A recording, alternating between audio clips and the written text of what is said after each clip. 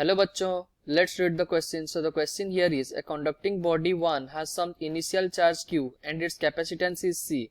There are two other conducting bodies 2 and 3 having capacitance C2 equals to 2C and C3 tends to infinite. Bodies 2 and 3 are initially uncharged. Body 2 is touched with body 1, then body 2 is removed from body 1 and touched with body 3 and then removed. The process is repeated n times, then the charge on the body 1 at the end must be. Okay, question में क्या पूछ रहा है, हमारे पास तीन body है, charge one, body one का charge है Q और कैपेसिटेंस है C, और बॉडी टू का कैपेसिटेंस है 2C और C3 का कैपेसिटेंस है इन्फिनाइट. ओके, सो पहले हम 2 और 1 को कनेक्ट किए, तो उसके बाद 2 को 3 के साथ कनेक्ट किए, तो ये प्रोसेस हम n number of times repeat करवाए और हमें बताना है charge on 1 at the end must be. Okay, so क्या, so the key concept of our question is, on touching conducting body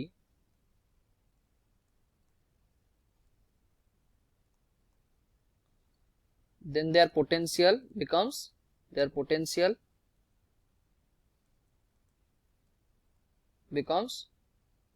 same. क्या हो जाता है, पोटेंशियल हमारा इक्वल हो जाता है. ओके, सो क्वेश्चन में क्या बोला है, क्वेश्चन में देख लेते हैं. ये हमारा बॉडी 1 है और ये बॉडी 2 को हम, ये हमारा बॉडी 1 है जिसका चार्ज है C1 इक्वल्स टू C और जिसका कैपेसिटेंस है C1 equals to C and charge हमारा Q है. और ये वाला बॉडी 2 है, उसका कैपेसिटेंस है C2 equals to 2C and ये बॉडी 3 है जिसका चार्ज है C3 equals to infinite. Okay, ये दोनों के दोनों क्या है, अनचार्ज्ड है.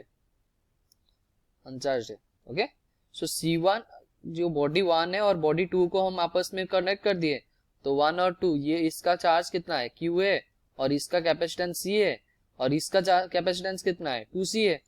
तो अगर हम V कॉमन निकाल लेंगे, V कॉमन हम कैसे निकालते हैं, total charge upon total capacitance. Total charge क्या है, Q है, और कैपेसिटेंस कितना है, 3C है. तो ये हमारा Q अपॉन 3C आ गया इसका कैपेसिटेंस, सॉरी उसका पोटेंशियल. अगर हम चार्ज ऑन बॉडी 1 क्या लिखेंगे, charge on body 1 after connecting क्या हो जाएगा, C इंटू V. तो C हमारा है कैपेसिटेंस इसका बॉडी 1 का, V है Q upon 3C. Okay, C से C गया, Q बाई 3 हो गया, और चार्ज ऑन बॉडी 2 कितना हो जाएगा, चार्ज ऑन बॉडी 2 ये हमारा हो जाएगा 2Q by 3. Okay, so next condition हम देख लेते हैं क्या है. हमें ये हमारा बॉडी 2 है, तो ये हमारा बॉडी 3 है, इसका कैपेसिटेंस है इन्फिनाइट और ये अनचार्ज है, और ये इसका चार्ज कितना हो गया, 2Q अपॉन 3 हो गया, और इसका कैपेसिटेंस कितना है, 2C है. अगर इसका V कॉमन निकाल लेंगे, क्या निकालेंगे, V common, total charge upon total capacitance. Total charge तो 2Q अपॉन 3 है, टोटल कैपेसिटेंस क्या है, इन्फिनाइट है, इन्फिनाइट प्लस 2 इज इन्फिनाइट, सो ये 0 आ गया.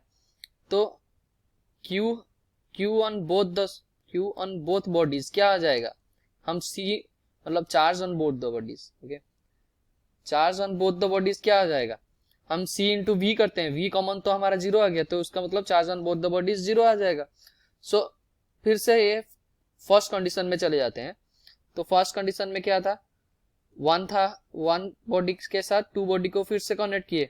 ओके, और ये इसका चार्ज कितना था, Q बाई 3, और इसका चार्ज कितना है जाए, हो गया 0. चार्ज कितना हो गया, 0,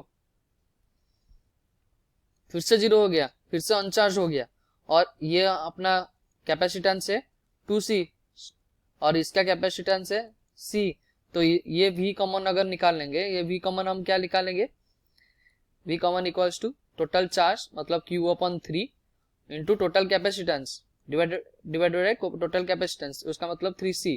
उसका मतलब ये कितना आ गया, Q upon 9C. Okay, so charge on body 1 कितना हो जाएगा, charge on body 1 equals to C into V. Capacitance क्या है, C, और पोटेंशियल हमारा कितना है, Q अपॉन 9, तो C into Q upon 9C.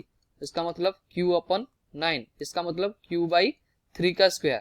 ये सेकेंड टाइम हम रिपीट कर रहे हैं और ये इसका चार्ज ऑन बॉडी 1 आ गया q अपन 3 का स्क्वायर। ओके, वैसे ही क्या होगा ना, ये भी चार्ज हो गया कुछ, मतलब इसका आ गया 2q अपन 3 का स्क्वायर, इसका आ जाएगा मतलब बॉडी 2 का। फिर से बॉडी 2 को क्या लेके 3 के साथ कनेक्ट करेंगे जिसका कैपेसिटेंस इन्फिनाइट है, तो एनीथिंग बाई इन्फिनाइट करेंगे तो वैसे ही जीरो आ जाएगा। मतलब बॉडी टू में हमेशा जीरो आते जाएगा, जब हम 3 के साथ कनेक्ट करेंगे उसका पोटेंशियल जीरो आ जाएगा। तो वैसे अगर n number of times repeat कर दिए तो चार्ज ऑन बॉडी 1 क्या हो जाएगा, इफ वी रिपीट